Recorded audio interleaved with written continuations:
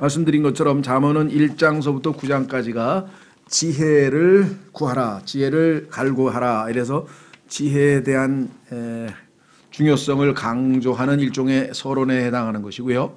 이제 10장으로 들어오면 본격적으로 그 잠언, 즉 지혜로움에 해당되는 삶의 지표, 또 삶의 어떤 가야 할 길, 이런 것들을 짤막한 경구로, 예를 들면 뭐 논어라든가 사서경 같은 책에도 보면은 그렇게 짤막한 글들이 있는 것처럼, 그래야 우리가 이 삶에서 지표로 삼고 또 이게 이 암기도 할 수 있고 그렇게 되겠죠. 그래서 뭐 삶에 있어서의 거의 모든 주제에 대해서 집중적으로 다양한 것을 다루게 됩니다. 그래서 1장 1절에 보면은요, 이게 어떻게 되어 있냐면요, 구조가 1장 1절에 보면은 다윗의 아들 이스라엘 왕 솔로몬의 잠언이라, 이렇게 1장 1절에 시작이 됐죠. 요번에 다시 한번 그걸 강조합니다. 자, 비슷한 얘기가 10장 1절에 나오죠. 솔로몬의 잠언이라, 이렇게 나오죠. 예, 뒤로 가면은 25장에 가면은 이렇게 또 있어요. 이것들도 솔로몬의 잠언이라, 이렇게 돼 있죠. 그런데 유다왕 히스기야의 사람들이 베껴 쓴 것이니라. 그러니까 25장에 나와 있는 것도 솔로몬의 잠언인데 이 유다왕 히스기야의 신하들이 베껴 썼다. 이렇게 해서 잠언이 세 번에 걸쳐서 이 저자를 언급하는 방식으로 구조가 되어 있습니다. 따라서 10장서부터 24장까지는 다양한 주제의 우리의 삶의 격언들이 많이 나와 있습니다. 그래서 하나하나 음미해 보면 정말 우리 삶이 하나님 앞에 실제적으로 어떻게 하면 지혜롭게 살 수 있는지. 자, 그래서 이제는 뭐 테마가 딱 정해져 있는 게 아니고 다양한 주제이기 때문에 시간에 맞춰서 적절하게 끊어서, 예를 들면 뭐 10절 정도, 아니면 뭐 빠르면 15절 정도, 이렇게 해서 끊어서 계속해서 말씀을 좀 전하도록 하겠습니다. 자, 10장 1절에 솔로몬의 잠언이라. 일부 그 잘못된 영어 성서들에 보면은요, 이 저자를 굳이 밝히고 싶지 않은지 이 솔로몬의 잠언이란 표현들을 다 지워버리는 이상한 성서들이 있어요. 근데 참 이 사람들은 이 솔로몬이 썼다는 것을 안 믿고 뭔가 나중에 후대에 편집했다라고 하는 식으로 자꾸 몰아가려고 하는 거죠. 예, 그래서 성경 저자에 대해서 예를 들면 모세오경, 그리고 우리는 당연히 모세가 썼다고 믿죠. 모세오경이고 또 예수님께서도 모세가 썼다고 성경에서 얘기했으니까 예수님께서 하신 그 말씀 위에 뭐 다른 권위가 있겠습니까? 예, 그런데도 불구하고 그게 아니고 뭐 5명의 기록자가 있었는데 뭐 그 제사 피 문서가 있고 뭐 무슨 문서가 있고 해서 문서서를 만들어 가지고요, 여러 사람이 쓴 거를 나중에 다 이렇게 편집해서 만들었다, 뭐 이런 식으로 해서 아주 쓸데없는, 그래서 이것은 고대의 어떤 그 서적 책들 중에 하나이고 하나님의 계시의 말씀을 기록해서 보존한 것이라는 것을 애써 자꾸만 없애려고 하는 그러한 것들이 지금 오늘날 소위 말하면 신학계의 주류입니다. 그러니까 신학교를 가면은 당연히 믿음이 떨어지게 돼 있어요. 그래서 그런 분들이 많아요. 예를 들면 이렇게 살다가 여자분, 자매님, 부인들이 먼저 예수님을 믿고 이제 구원받아서 우리 남편 구원시켜야 되겠다 그래서 남편이 이제 어떻게만 이제 살다가 이제 기도하고 어떻게 해서 이제 예수님을 딱 믿잖아요. 그러면 또 남자들은 성격이 과격한 사람들이 있어요. 그 예수님 딱 믿고 나면 다 때려치고 신학교 간다 그러고 막 또 이제 막 신학을 하고 뭐 하나님 일을 한다고 막 또 그런 사람들이 있죠. 근데 신학교 가서 딱 나오면 그래. 내가 예전에 너무 유치하게 믿었었지. 이러면서 무슨 모세가 쓰긴 뭘 모세가 써 하면서 이제 그래서 신학교에 가서 신앙은 다 잊어버리고 이상한 지식만 얻어가지고 나온다. 그런데 이런 얘기가 파다합니다. 한두 개. 왜? 신학교 가서 더 쓸데없는 걸 가리키니까. 그 성경에는 예수님이 모세가 썼다 그랬는데 모세가 안 썼다 그러고 솔로몬이 잠언을 썼다 그랬더니 그 사람이 무슨 그걸 어떻게 다 쓰냐, 말도 안 된다 뭐 이래가지고 뭐 나중에 다 모아서 그냥 그래도 솔로몬이 유명한 사람이니까 갖다 붙인 거다 막. 이런 게 시중에 신학서적의 90%가 이런 식으로 썼기 때문에 아무것도 모르고 믿음 좋다고 막 신학교 가서 무슨 사역을 하네 말네 가서 공부하다가는요, 다 하나님의 말씀에 대한 신뢰가 다 떨어지게 되는 게 오늘날 지금 현재 우리가 살고 있는 이 환경입니다. 그래서 정말 그 기존 신학교는 뭐 예외 없이 거의 90%가 지금 이와 같이 문서서를 가르치고 또 지금 얘기한 것처럼 저자들도 다 거부하고 뭐 계시록도 뭐 요한이 쓴 게 아니라 그러고 뭐 이사야도 뭐 두 사람의 한 사람의 제2 이사야가 왜 제2 이사야 그러니까 1장서부터 39장까지의 문체와 40장서부터 나머지 66장까지의 문체가 너무 다르다. 그런데 상식적으로 생각해 보십시오. 내가 친구에게 편지 쓸 때하고 부모님께 편지 쓸 때하고 당연히 문체가 달라지지. 그럼 한 사람이 쓴다고 똑같은 문체로만 똑같이 쓰나요? 말이 안 되죠. 그렇죠. 1장서부터 39장까지는 초림에 해당하는 예수님의 고난받으시는 종을 얘기하고 뒷부분에 40장서부터 66장까지는 신약의 예수 그리스도를 소개하기 때문에 완전히 다른 문체로 쓸 수밖에 없는 것인데도 불구하고 이런 얘기를 초반에 뭣도 모르고 읽으면요 골치가 아파요. 이게 뭐냐 하면 신앙이 완전히 다 식어버려요. 예, 그래서 정말 다행히도 우리가 이런 쓸데없는 데 시간 안 보내고 정말 하나님의 계시의 말씀 자체만 주목을 합니다. 자, 성경에 솔로몬의 잠언이라 그러면 하나님 말씀에 있는 대로 우리는 솔로몬이 기록했구나. 지혜로운 아들은 아버지를 즐겁게 하거니와. 이건 모르는 부모님 계신가요? 야, 정말 아들이 보니까 지혜롭게 행동한다. 이게 나쁜 친구하고도 안 사귀고 그렇죠? 애들이 꼬여가지고 어디 놀러 가자 그러는데도 딱 지혜롭게 해서 싹 빠져나와서 자기가 할 일 하고 책임감 있게 행동하고 뭐 지혜로운 아들이 아버지를 즐겁게 하는 것은 뭐 너무나 상식적인 거죠. 그렇죠? 영적으로 우리가 적용하자면 지혜로운 아들 성경에 보니까 혼을 구원하는 구령자 잠언 11장 30절에 보면은요 혼을 이겨오는 자 이제 예수님께로 이겨오는 혼을 이겨오는 자는 지혜롭다고 했으니 복음 많이 전해서 예수님께로 사람들을 인도한다면 하나님 아버지를 기쁘시게 할 것이다. 이렇게 우리에게는 또 얼마든지 적용하고 그 이외에도 뭐 다양한 적용을 할 수가 있겠죠. 그렇죠? 자, 믿음이 막 괴로워서 힘든 사람을 가서 격려하고 기도해주고 또 권면해서 그가 믿음을 다시 회복해서 교회 생활을 다시 지속한다. 그러면 당연히 지혜로운 사람이다. 아버지 기뻐하고.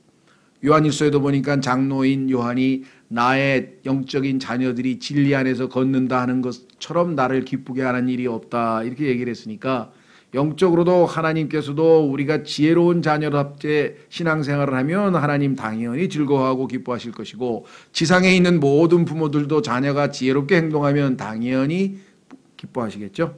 반면에 후자가 근데 더 많아요. 전자는 아주 드물죠. 그렇죠? 100에 한 명이나 나올까? 부모님 볼 때 흡족하게 야 정말 우리 아들 지혜롭다. 이런 아들은 아마 100에 하나 나올까 말까고. 왜냐하면 아담의 속성이 발휘가 되니까. 우리가 살고 있는 환경은 우리 안에 있는 아담의 죄성이 그냥 마음껏 발휘되도록 환경을 만들어 놨어요. 그냥. 그렇죠? 이게 뭐 욕망을 절제할 수도 없게 만들고 막 호기심을 자극하고 막 온갖 이 젊은 청년들의 어떤 육적인 욕구를 막 자극하는 일들만 막 주변에 즐비하니까 이 상황에서 웬만큼 정말 신앙교육을 잘 받고 성령의 통제를 받지 않고서야 어떻게 지혜롭게 행동할 수가 있겠습니까? 그러니까 부지런히. 그래서 정말 지혜로운 부모는 이 잠언을 읽힌다는 어렸을 때부터 그래가지고 잠언을 한 100번 읽은데 고등학교 들어갈 때까지 잠언을 한 100번 읽은 사람은 지혜롭지 말래도 지혜롭게 된다. 꾸준히 매일 한 달에 한 번씩이고요. 31장이잖아요, 잠언이. 그러니까 매일 읽으면 한 달에 한 번씩 잠언 읽으니까 1년이면 12번, 그러면 10년이면 120번 읽은 거 아니에요. 그럼 뭐 그 말씀이 살아 역사하겠죠. 그러니까 뭐 죄를 지을 수가 없죠. 하나님의 말씀이 강력하게 그를 인도하실 것이다. 자, 그래서 그 두 번째는 어리석은 이들은 자기 어머니의 근심거리이니라.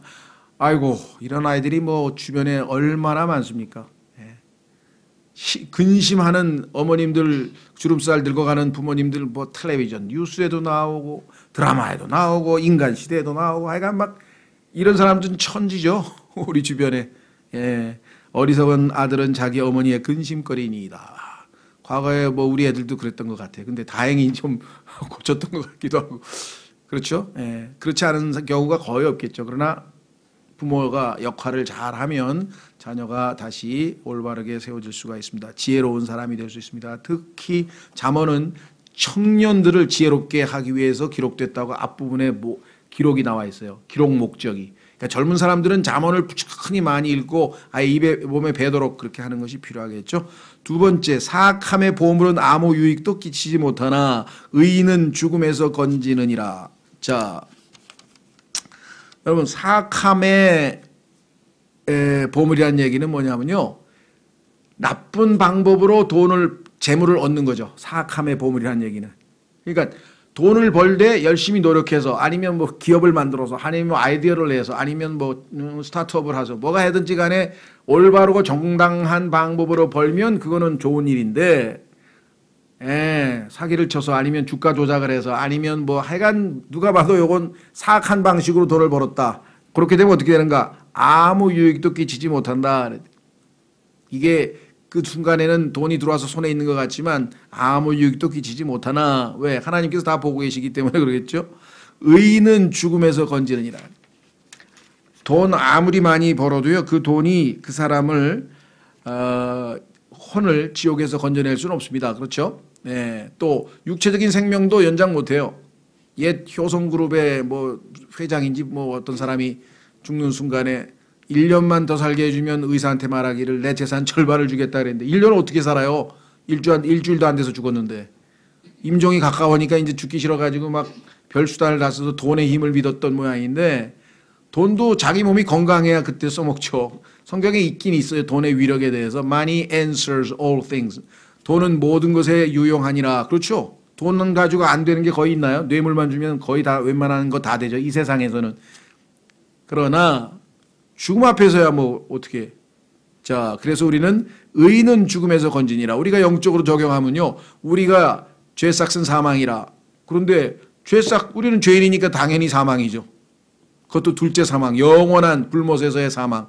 그런데 예수 그리스도께서 우리를 대신하여 죽으시고 예수님을 믿는 순간 하나님의 의이신 예수님이 우리 안에 들어오셔서 우리가 하나님 앞에 의롭다 인정을 받았으니 당연히 사망으로부터 건짐을 받아서 둘째 사망으로부터 건짐을 받고 지옥으로부터 벗어나 우리는 하나님 나라에 가게 되는 거죠. 하늘나라에. 영적으로도 적용이 되고 이 땅에서도 그렇죠. 의로운 길을 가는 사람은 하나님께서 건져내신다, 그런 말씀이겠죠. 성경에 보면 이와 같은 예가, 예를 들면 그 사악함의 보물은 아무 유익이 없다는 대표적인 사람이 하만이라는 사람이었죠. 그 다음에 모르드게라고 하는 사람은 의롭게 행동해서 지구본에서부터 건짐을 받은 것을 우리가 볼 수가 있습니다. 아까 지혜로운 아들은 뭐 솔로몬 자신이 지혜로운 아들이었고요. 그 다음에 어리석은 아들 중에 대표적인 사람이 누구였습니까? 많이 있지만 그 중에서 성경에서 딱 제일 먼저 떠오르는 거, 에서잖아요. 에서. 그렇죠? 이방 여인하고 결혼해가지고 아버지 어머니가 아이고 이놈아 신앙생활 다 했다. 그렇죠? 신앙생활 안 하는 여자하고 결혼해버렸으니까 그 에서의 부모님들이 근심했다고 성경에 써 있잖아요. 그렇죠? 예. 자, 성경에도 뭐 예가 뭐 한두 개가 아니니까 우리가 뭐 이걸 자세히 다 알 수는 없고요. 자, 그래서 충분히 납득이 되시죠. 세 번째, 3절. 주께서 의로운 자의 혼이 줄이는 것은 허락하지 아니하실 터이나 사악한 자의 재산은 내던지시느니라. 자, 이걸 얼핏 보면 혼돈하기 쉽습니다. 왜? 주께서 의로운 자의 혼이 줄이는 것은 허락지 아니하실 터이나. 1차적으로 보면 구약적인 배경에서는 맞는 말입니다. 성경에 보면은 구약에서는 하나님의 말씀에 순종하고 신앙생활 잘하는 사람은 처음부터 끝까지 다 부자입니다. 아브라함서부터 시작해가지고 다 부자예요. 왜? 하나님께서 구약에서는 물질적인 부를 약속했기 때문에. 근데 신약에서는 달라져요. 이거 조심하셔야 돼요. 신약에서는 우리에게 물질적인 부를 약속한 게 아니라 영적인 부요함을 약속했기 때문에 신약에서는 오히려 제일 신앙생활을 잘한 의로운 사도 바울이 가장 물질적으로는 고통 가운데 가난 가운데 살았고, 더 나아가 예수님께서도 이 땅에서는 가난하고 어렵게 사셨다는 걸 생각할 때 이 구절을 그냥 적용해가지고 신약에서 그리스도인은 예수 잘 믿으면 부자가 된다, 막 이런 말이 안 되는 이상한 설교를 해가지고 사람들을 현혹시키면 아주 큰일 납니다. 지금 뭐 목사들이 쓴 책에 보면 국민일보에 보면 뭐 부자가 되는 법, 아예 노골적으로 목사가 썼어요. 부자가 되는 법. 부자가 되는 법을 알 필요가 뭐가 있어? 우리 이미 부자라고 성경에 써 있는데. 예수님이 우리를 부자가 되게 하기 위해서 가난하게 되셨다 그랬어요. 그럼 예수님이 이 땅에 하늘에 있는 모든 영광을 내려놓고 이 땅에 가난하게 오셨지만 우리를 자신의 생명을 주심으로 풍성한 삶으로 영적인 복으로 주셔서 우리는 영적으로 부자가 됐잖아요. 그렇죠? 그런데 뭘 또 부자가 되려고 해요? 물질적으로 부자가 되고 싶다. 성경에 써 있어요. 열심히 일하라 그랬어요. 부지런히 일해서 돈 많이 벌되 그걸 가지고 바울은 어떻게 했냐? 텐트 만들어서 돈 벌어서 자기가 먹고 나머지 돈은 다 다른 지체들을 주기 위해서. 그럴 때 하나님께서는 응답해 주신다 그래요. 왜? 그 목적이 선하니까. 왜 돈을 많이 벌라 그러냐? 그러니까 어려운 지체들에게 돕고 싶습니다. 선교 헌금도 하고 싶습니다. 그 올바른 동기가 있을 때 하나님께서 주시겠죠. 그렇죠? 왜 돈을 벌려고 하니까 좋은 차 좀 사서 아주 그냥 삐까번쩍한 집에서 좀 살고 싶습니다. 그러니까 그런 건 하늘나라에 있으니까 땅에서는 그런 거 신경 쓰지 마라. 왜? 하늘에 가면 바닥이 황금길에다가 진주문에다가 아주 그냥 이 땅에서 눈에 보이는 거는 아주 하찮은 건데 그런 거는 하늘에 있으니까 이 땅에서는 예수님 가신 그 길을 그렇죠? 예, 가라고 아마 하실 것 같아요. 그래서 신약적인 적용 조심해야. 다만 이제 우리가 영적으로 적용하자면 여기선 의로운 자의 혼이라고 했으니까 이 혼을 육체와 대비해 봤을 때 비록 육체는 굶주리더라도 우리 영적으로는 하나님께서 풍요로움을 주신다. 그렇죠? 예수 그리스도를 믿는 사람은 굶어도 뭐예요? 기쁨을 누릴 수 있으니까 주님의 위로를 얻을 수 있으니까 그렇게 우리가 영적으로 적용한다면 신약 성도에게도 괜찮아요. 그렇죠? 영적인 부를 누릴 수 있다. 반면에 사악한 자의 재산은 내던지시니라. 뭐 잭팟을 터뜨리고 아이가 뭐 주식이 뭐 어떻게 되고 뭐 무슨 대박이 터지고 그렇게 가지고 노력해서 땀 흘려서 벌지 않은 사람들의 돈은 언젠가 보면 다 날아갑니다. 99%.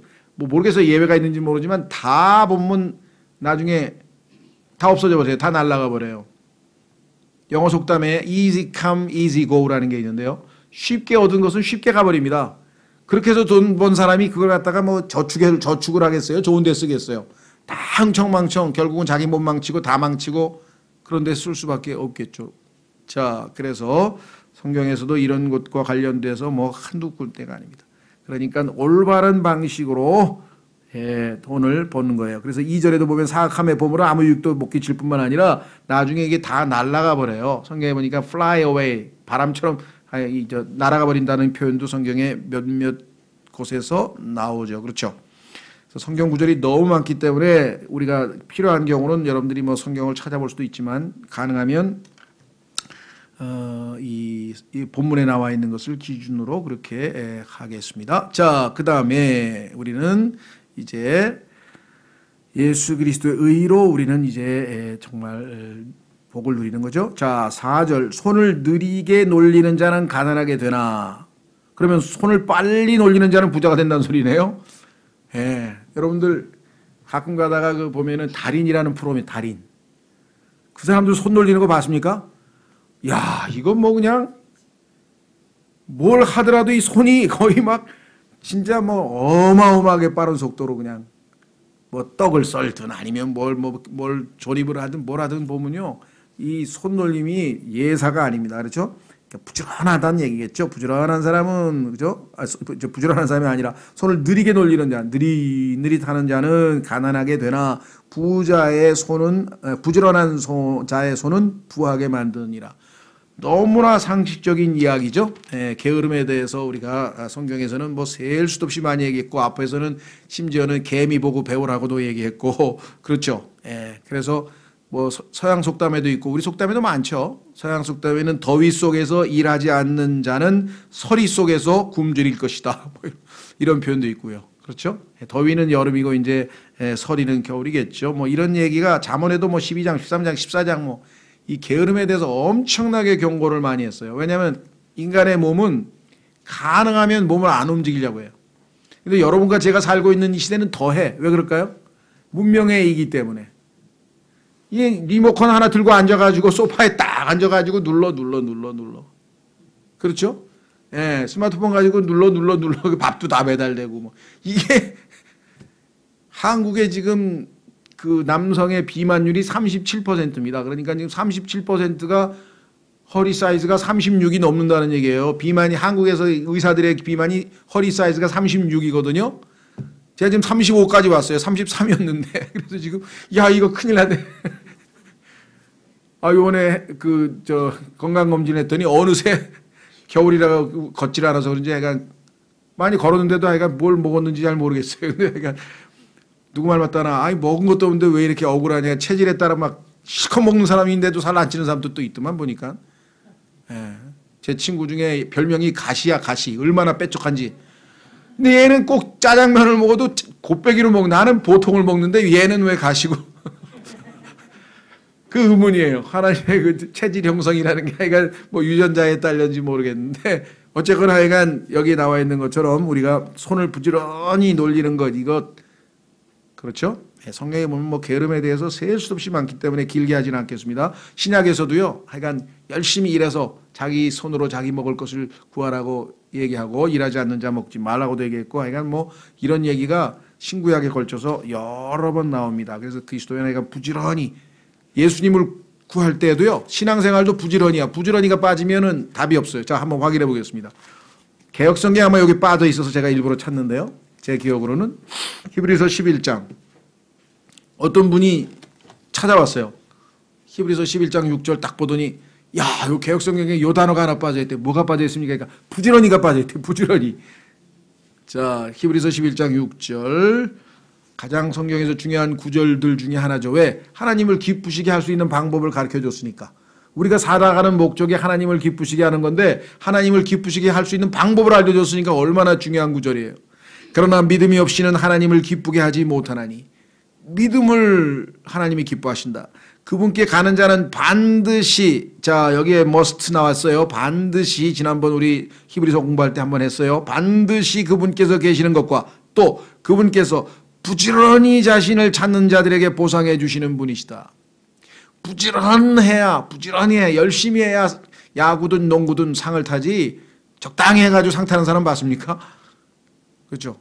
신앙생활도 적당히 해서 안 돼. 열심히 해야 돼요. 그래서 성경을 보니까 영이 뜨거운 가운데, 뜨거운 신앙, 그렇죠? 그 다음에 abundant, 아주 풍성한, 주님의 일을 할 때 조금 깨짝깨짝 하지 말고 막 열심히 많이 풍성하게 하라 그랬고요. 뜨거운 신앙을 가지라 그랬고요. 여기는 부지런히, 하나님께서는 우리에게 주실 때 뭐야, 항상 넘치도록 주시지 뭐 깨짝깨짝 이렇게 주시는 분이 아니잖아요. 하나님의 성품은 항상 넘치고 부지런하고 뜨겁고 이것을 기뻐하시죠. 자, 다시 잠언으로 돌아오겠습니다. 5절, 여름에 거두는 자는 지혜로운 아들이나. 그렇죠. 다 준비를 해야 돼요. 개미 얘기가 6장에 나와 있다 그랬죠. 그 다음에 수확 때에 잠자는 자는 수치를 끼치는 아들이냐. 그렇죠. 이거 뭐 하나도 안 거두어들여가지고 이제 겨울에 뭐 동냥하러 다닐 수도 없는 거고. 오늘도 이렇게 걸어오는데 어떤 술 취한 아저씨가 1,000원만 주세요. 그래서 안 줬어요. 제가. 왜? 술만 안 취했으면 주려고 그랬는데 이 양반이 무슨 또 소주 살라 그러나. 교회 오는 사람들도 술 취해갖고 오는 사람은 우리는 돈 안 주고 다 라면 끓여서 먹였어요. 그냥. 이게 잡수시고 가시라고. 우린 돈을 안 준다고. 우리 교회는 돈 안 준다. 왜? 돈 주면 담배 사고 술 살 거잖아요. 그랬더니 가만히 있더라고. 그냥 잡수시고 가세요. 그렇죠. 술, 담배 살 건데 돈 주면 그게 뭐 주면 나쁜 거죠. 그거는. 뻔한 건데. 자, 그래서 6절로 가겠습니다. 6절. 복은 의인의 머리 위에 있으나. 그렇습니다. 의로운 자에게는 하나님이 위에서 복을 내려주시는 거죠. 반면에 폭력은 사악한 자의 입을 덮느니라. 이 구절이 조금 어려워요. 11절에도 있어요. 의로운 자의 입은 생명샘이로되 폭력은 사악한 자의 입을 덮느니라. 두 가지를 비교해서, 자, 얼핏 보면 복은 의인의 머리 위에 있으나 이건 상식적으로 충분히 이해가 됩니다. 그런데 사악한 자의 입을 덮느니라? 폭력이 사악한 자의 입을 덮는다. 그러니까 사악한 자로 하여금 말을 못하게 막는다는 뜻인가? 그런데 상식적으로 보면은 사악한 자의 입에서는 폭력이 나온다. 이렇게 해야 좀 상식적으로 통하는 것 같아요. 그러니까 성경을 상당히 그렇게 고친 성경도 있어요. 근데 성경을 우리가 고칠 수는 없지. 성경에 써 있는 대로 일단 읽어야죠. 그렇죠? 폭력이 사악한 자의 입을 덮어버린다 그랬으니 이게 무슨 말인가. 근데 이제 11절로 가니까 조금 단초가 있어요. 의로운 자의 입은 생명샘이로 돼. 그러니까 의로운 자의 입에서는 생명이 나오잖아. 이 사람이 하나님 생명의 말씀이 나오고. 자, 반면에 폭력은 사악한 자의 입을 덮느니라. 그러니까 사악한 자의 입은 폭력으로 덮여 있을 만큼 입에 폭력이 가득하다는 뜻으로 해석을 해도 무리가 없을 것 같아요. 그렇죠? 이 사람이 입에서 뭔 소리가 하나 나오면 싸움 붙잖아요. 그래서 그렇게 해석을 해도 가능하고요. 두 번째 해석은요. 이거는 성경을 많이 안다고 하는 쟁쟁한 학자들이 둘로 나눠져서 지금 1번처럼 해석하시는 분이 있고, 두 번째는 문자적으로 폭력을 사악한 자의 입은 폭력이 덮는다. 그 얘기는 이 사람의 그 포악성과 뭐랄까요, 거친 그러한 것들이 가려져서 속에 숨겨져서 아주 은밀하게, 말은 부드럽게 하는데 속에는 아주 이 폭력이 가득하다. 뭐 이렇게 또 해석하시는 분도 있어요. 근데 뭐 저도 답을 모르겠습니다. 그러니까 두 가지 가능성. 왜냐하면 이게 좀 어려운 구절이어서 뭐 다들 이렇게 견해가 나뉘는데, 하여간 다행히 그래도 두 가지로 나뉘어져요. 그러니까 하나는 이 사람 입에서 폭력이 나온다는 쪽이 있고, 오히려 폭력을 가운데다가 딱 숨겨놓고 덮어놓고 뭐 사람들에게는 아주 그럴싸하게 보이려고 한다라고 해석을 하시는 분도 있습니다. 그래서 요거는 조금 어려운 거니까 일단 저희는 두 가지 가능성이 있다는 것만 염두에 두시고요. 6절과 11절 둘째 부분, 그 다음에 7절로 갑니다. 의인을 기념하는 것은 복된 일이나 사악한 자의 이름은 썩으리로다. 정말 그렇습니다. 자, 의인을 기념하는 것은 복된 일이나, 여러분 이 세상에 보면요, 성경에 나오는 훌륭한 사람들의 이름이 있잖아요. 그죠? 에이브라함 링컨. 그러죠? 링컨, 아브라함. 아브라함 이름 붙은 사람들 엄청 많아요. 왜? 좋은 이름이니까. 그 사람 이름을 기념하는 거예요. 이 좋은 이름 붙인. 존 F 케네디. 존은 또 왜 이렇게 많아요? 왜? 요한이라는 이 영어의 존은 사랑받는 자란 뜻이거든요. 그러니까 뭐 존, 불어로는 장이에요. 장자크 루소라는 사람도 장이 붙어요. 스페인에는 환이 붙어, 환. 요한 바오로 2세도 또 요한, 교황도 이 이름 갖다 써먹었어. 하여간 이 요한 또는 존이라는 이름 붙은 거 엄청 많아요. 우리나라에도 안요한도 있고 뭔 요한도 있고, 하여간 막 요한이 세고 셌어요 지금. 그렇죠? 이 교회 다니는 사람이나 카톨릭 신자들 중에서 요한 써먹는 사람들이 얼마나 많아요. 왜? 사랑받는 자라는 게 이름이 너무 좋으니까. 그렇죠? 예, 그것뿐만 아니라 뭐 에스도 붙인 사람도 있고 뭐 하여간. 그런데 그 롯과 반대되는, 여러분 잘 아는 거, 룻이죠. 룻하고 동서되는 여자 오르파 있잖아요. 그죠? 오르파를 딸의 이름으로 붙이는 사람은 여태까지 못 봤어. 그다음에 그렇죠? 예. 성경에 나오는 이 악한 헤롯, 우리 아들의 이름을 헤롯으로 짓겠다. 뭐 이런 사람 별로 없어. 예.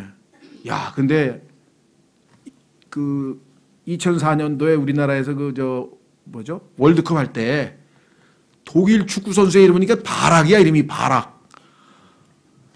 그래서 얘네 아버지가 정신이 있나 없나 이 마귀의 이름을 갖다 붙여서, 그러니까 이왕 살려면 그냥 마귀처럼 빛나는 천사로 살라는 소리인지, 하여간 또 그런 사람도 있어요. 그러니까 어떤 사람 이름 보면 벌써 끔찍해. 어이구 뭐 이름이래.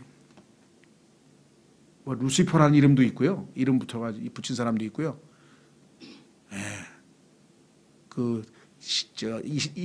그리스 신화에 나오는 모든 마귀들의 이름들은 전부 다 어디에 붙어 있느냐? 우주선의 이름에 붙어 있어요. 우주선. 신기하죠?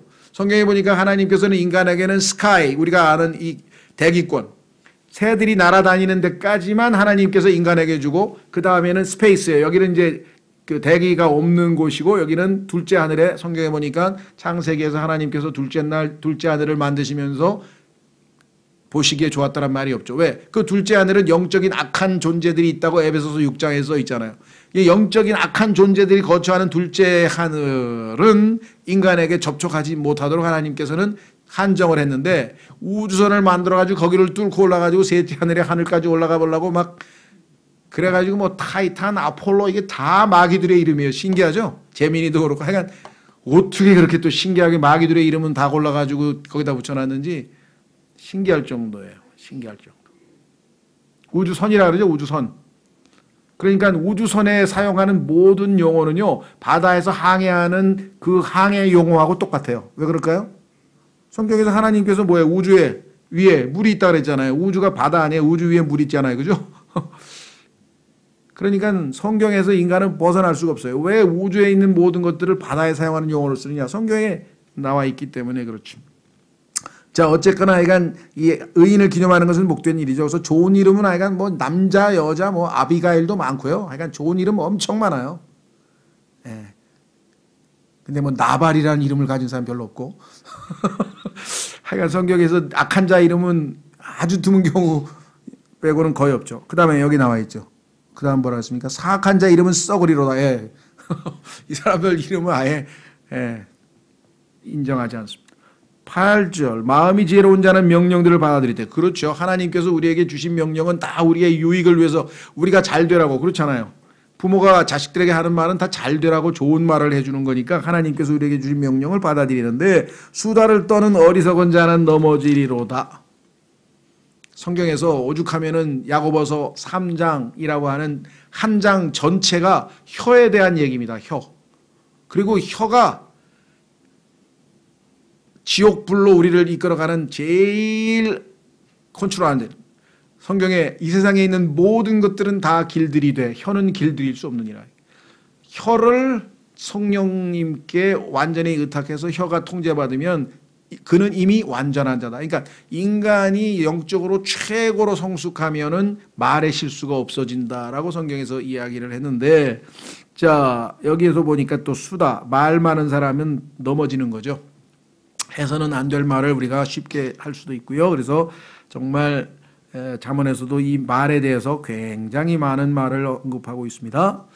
또 뒤에 자주 나올 테니까 여기서 기회가 되면 또 그 문제는 얘기를 하고요. 자, 그 다음에 곧바르게 걷는 자는 안전히 걸으나 자기 길들을 굽게 만드는 자는 남에게 알려지리로다. 그렇습니다. 똑바로 가면 안전하죠. 하나님께서 정하신 길이 좁은 길이에요. 그러나 똑바른 길이에요. 고른 길이에요. 고른 길. 쭉 해서 그 길로 우리의 인생길을 한 걸음 한 걸음 주님을 바라보면서 더 높은 부르심의 상을 바라보면서 한 걸음 한 걸음 똑바른 길을 가면 안전하죠. 주님께서 인도하시니까.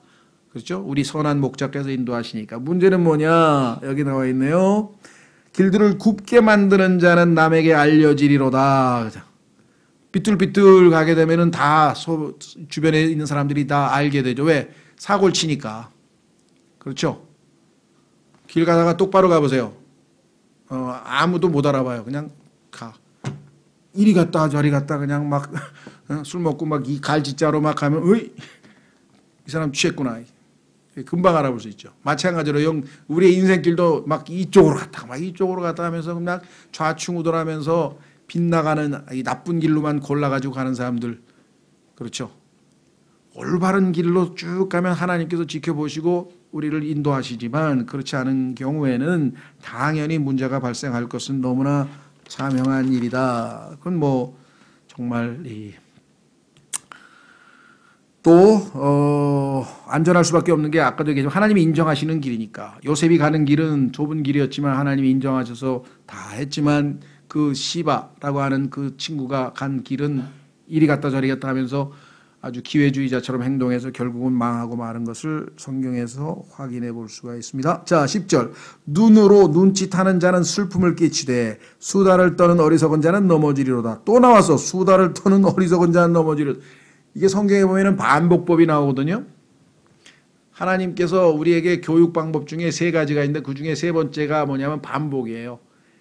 일단 뭔가를 익히면 그것이 자기에게 완전히 숙달될 때까지 반복하지 않고는 자기의 것이 될 수가 없죠. 성경도 성경에 보니까 하나님께서 자꾸 기억나게 하고 기억나게 하고. 자, 베드로후서 가보겠습니다.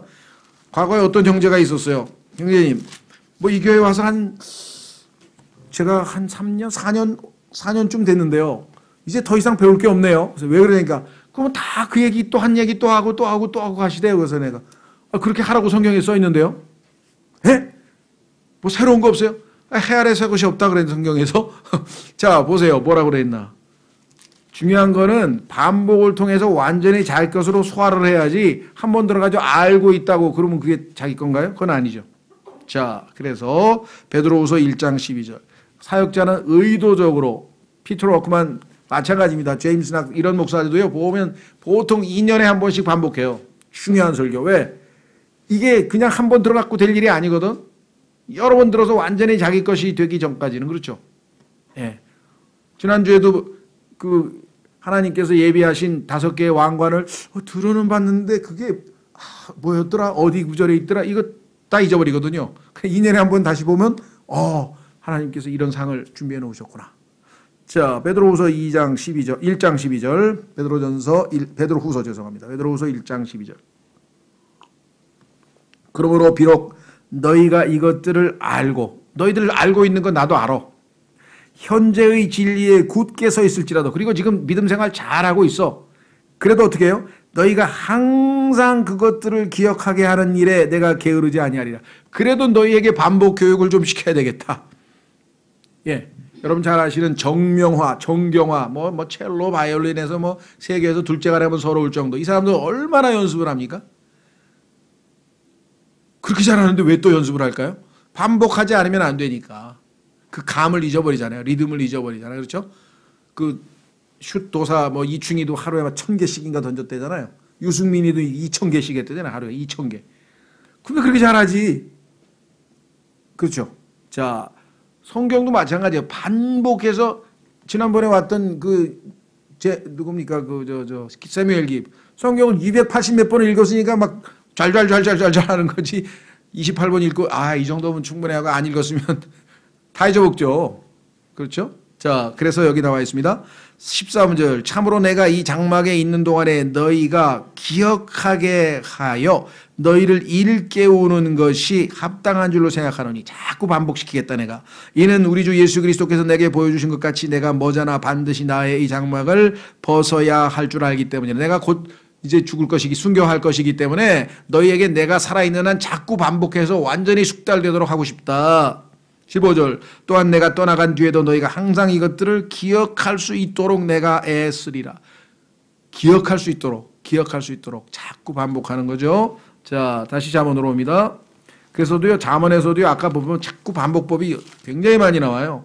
지난번에 기억나시죠? 스티븐 호킹이라는 사람이 신은 없다 그랬는데 하나님께서 시편 14편에서 어리석은 자는 마음에 이르기를 하나님이 없다 하더라. 잊어버릴만 하니까 시편 53편에 가서 어리석은 자는 마음에 이르기를 하나님이 없다 하더라. 똑같은 거를 왜 쓰셨을까? 우리를 위해서. 그렇죠? 반복 교육을 시키시는 거죠. 자, 다시 돌아옵니다. 잠언 10장 10절 눈으로 눈짓하는 자는 슬픔을 끼치되 수다를 떠는 어리석은 자. 요거 2번 나왔다 그랬어요 아까. 자, 11절에도 똑같이 폭력은 사악한 자의 입을 덮느니라 2번 나왔고. 자, 눈으로 눈짓하는 자는 슬픔을 끼치되. 이게 뭐냐? 눈으로 눈짓하는 건 대부분 다 나쁜 짓이죠. 그렇죠? 예. 깡패가 눈짓하면 어떻게 돼요? 처형하라는 뜻이죠. 예. 여자가 눈짓하면 뭐예요? 예. 죄 짓자 이 소리죠. 같이. 그러니까 이 눈짓 요거 하나님께서 인간을 알기를 너무나 잘 아시는 것 같아요. 그래서 이 눈짓하면 무슨 공모하거나 무슨 죄를 짓거나 그러니까 뭔가 안 좋은 짓을 하는 거야. 그래서 결론이 뭐예요? 슬픔이 나와. 슬픔. 기쁨이 아니고 슬픔을 끼치되 그랬습니다. 그래서 저희 눈웃음 살살 치고 하니까 눈짓 깜빡깜빡하고 요거 위험한 거예요. 그렇죠. 예, 광고도 보니까 무슨 여자 무슨 가수인지 누군지가 나와가지고 계속 눈짓하면서 사라고 말이지 그냥 깜빡깜빡 가지고 그냥 깜빡 속아서 사는 사람들이 있어. 속는 줄도 모르고. 자, 수달 떠는 어린 사원의 남은 이로다. 의로운 자의 입은 생명샘이로되. 이건 말할 것도 없습니다. 의로운 자가 한마디 하면요, 그 사람의 삶, 그냥 시리에 빠진 사람이 힘을 얻고, 그렇죠. 좌절했던 사람이 막 힘으로, 낭망했던 사람이 용기를 얻고, 이게 하나님의 말씀이 그냥 생명을 공급하잖아요. 그렇죠? 우리가 그와 같은 입을 가지고 살아야 되겠죠. 그런데 반대로 폭력은 사악한 자의 입을 덮느니라. 12절까지만 하고 마치겠습니다. 12절 미움은 다툼들을 일으키되. 이건 상식적인 거죠. 그렇죠? 미움은 반드시 싸움을 나중에 붙이는 거죠. 다툼들을 일으키되 사랑은 모든 죄를 덮느니라. 예수 그리스도의 사랑이 모든 죄를 덮어서 우리가 정말 구원에 이르는 것을 잘 아시죠. 신약 성경 찾아보고 마치도록 하겠습니다. 베드로전서 4장 8절. 베드로전서 4장 8절. 베드로전서에 보면 이와 관련지어서 신약적인 적용이 잘 나와 있습니다.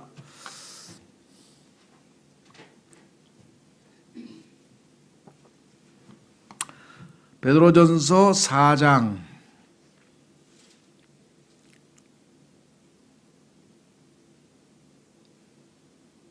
맞나요? 예, 여기 나오네요. 베드로전서 4장 8절. 무엇보다도 너희끼리 뜨거운 사랑을 품으라. 사랑은 허다한 죄를 덮느니라. 그렇죠? 분명하게 여기도 우리가 사랑으로서 뜨거운 사랑으로 형제들의 허다한 죄를 덮을 수 있다라고 성경에서 말씀하고 있음을 우리가 확인해 봅니다. 자, 야고보서 5장 20절도 한번 확인해 보겠습니다. 야고보서 5장 20절.